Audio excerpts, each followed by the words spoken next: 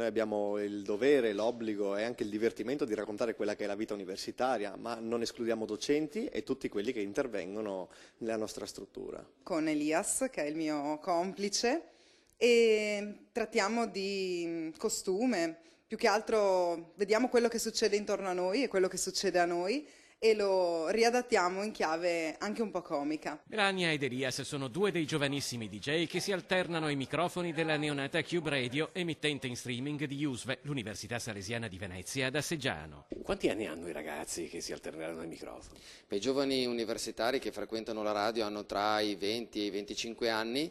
Abbiamo anche richieste di qualche adulto che frequenta lo USVE, ma in generale sono tutti giovani speaker che stanno crescendo giorno dopo giorno. Ai microfoni non solo studenti, ma anche professori o ex professori su temi didattici e non. Ci è venuta questa idea di fare un programma in cui invitare telefonicamente più delle volte ospiti a parlare dei vari aspetti del mondo del fumetto. Un progetto che è stato possibile col sostegno della Fondazione Deutsche Post, che pur moderno è nel segno della tradizione. Fin dal 1850 già Don Bosco che ha partecipato tra i primi Expo a Torino proprio per presentare un laboratorio che allora era di stampa.